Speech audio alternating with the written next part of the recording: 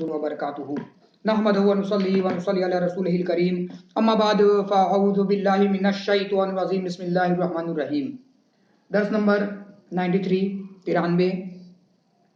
سورہ بقرہ آیت نمبر 143 کا جو باقی حصہ ہے اس کی تفسیر۔ چنانچہ فرما دیا کہ اے محبوب فی الحال تو اصل حکم یہی ہے کہ آپ کعبہ کو اپنا قبلہ بنائے رکھیں، اور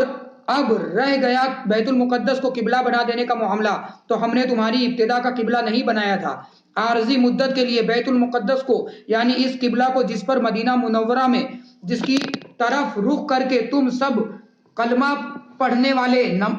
نماز پڑھتے تھے اور عبادت کرتے تھے، مگر اس میں یہ حکمت تھی اور وہ اس لیے تھا کہ ممتاز کریں، ظاہر کر دیں، سب کو دکھا دیں اور الگ الگ معلوم کرا دیں اس کو جو ہر حال میں محبت و اطاعت سے بھرپور یعنی مخلصانہ سچی غلامی کریں۔ اس مخصوص عظیم المرتبت رسول کی ان بدبختوں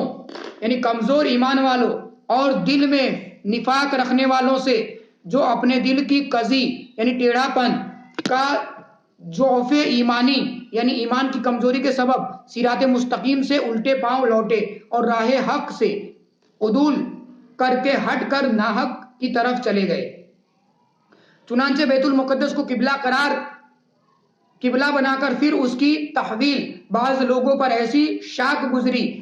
کہ وہ مرتد ہو گئے۔ ان کا یہ طرز عمل ضد اور ہٹ دھرمی کا نتیجہ تھا، کیونکہ ان کی آسمانی کتابوں نے ان پر واضح کر دیا تھا کہ تحویل قبلہ ہونی ہی ہے جو اللہ کی طرف سے ہے اور حق ہے۔ گو اگرچہ بھلے یہ بات قبلہ کی تحویل کعبہ کو قبلہ بنانا اور اس کا قبلہ ہونا غرا ہوئی جان بوجھ کر بیزا یعنی ناحق ضد کرنے والوں پر، مگر ان حق شناس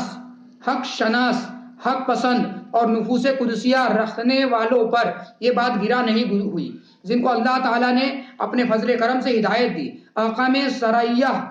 جو تفصیلاً اور اجمالاً حکمتوں اور مصلحتوں پر مبنی یعنی آدھارت ہوتے ہیں، ان کے اسرار و رموز یعنی بھید سمجھا دیے، وہ اپنے ایمان پر ثابت رہے اور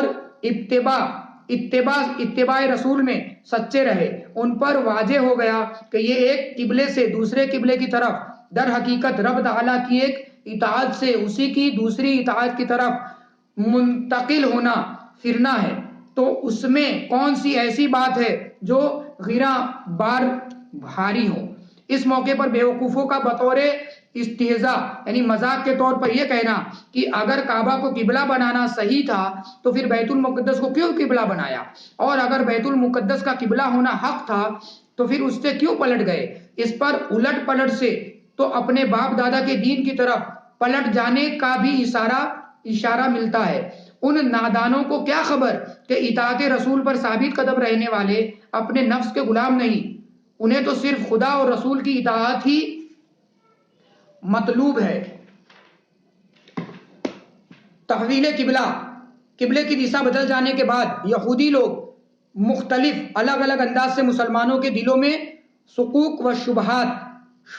شبہات پیدا کرنے کی کوشش کرتے رہے۔ چنانچہ بعض یہودیوں نے کہا کہ اگر قبلہ حق ذات کعبہ ہی ہے پھر وہ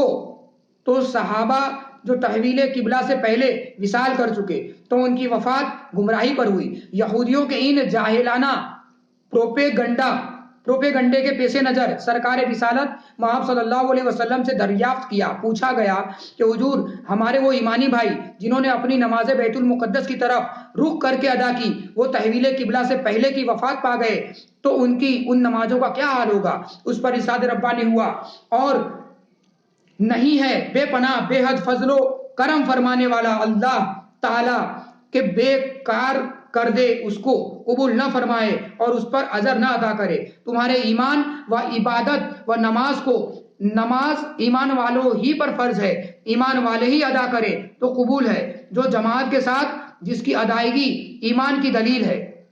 الغرض قبلہ منسوخہ کی طرف رخ کر کے پڑھی جانے والی مسلمانوں کی نمازیں بھی اللہ تعالیٰ پر ایمان اور اس کی اطاعت ہی کا ثمرہ ہے،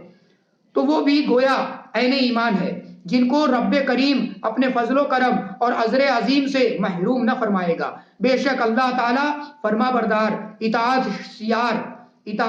شیار ایمان والے لوگوں پر بے حد جس کی کوئی حد نہیں، خصوصی مہربانی فرمانے والا، مہربان، خصوصی بخشش سے نوازنے والا، رحمت والا ہے۔ تو پھر وہ نیکوکاروں کی نیکیوں کو کیسے ضائع یعنی برباد فرما دے گا۔ یہودیوں کا تحویل قبلہ پر طنز و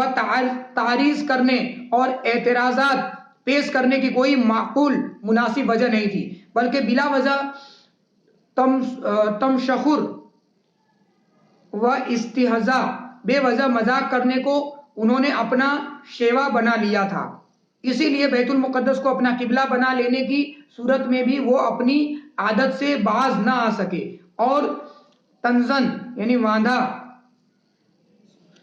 واندھا پوروک کہنے لگے کہ مسلمان ہماری مخالفت کرتے ہیں اور ہمارے دین سے الگ دین رکھتے ہیں، مگر نماز ہمارے ہی قبلہ کی طرف رخ کر کے پڑھتے ہیں۔ سرکار رسالت محمد صلی اللہ علیہ وسلم نے جب یہودیوں کی یہ بات سنی تو ان کو دلی ملال ہوا اور دل میں خواہش پیدا ہوئی کہ ہمارا قبلہ کعبہ قرار دے دیا جائے۔ اس کے سوا بھی دوسری مصلحتیں تھیں جن کے پیش نظر آپ چاہتے تھے کہ کعبہ ہی قبلہ کر دیا جائے۔ مثلاً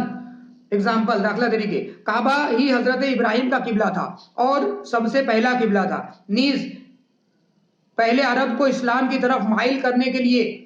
یہ ایک مؤثر اثردار ذریعہ تھا، کیونکہ کعبہ عرب کا سرمایہ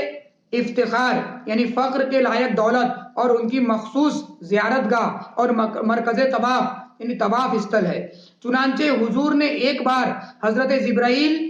علیہ السلام سے اپنی اس خواہش کا اظہار فرمایا۔ حضرت جبرائیل علیہ السلام سن کر اپنے مقام پر واپس آ گئے۔ اس وقت سے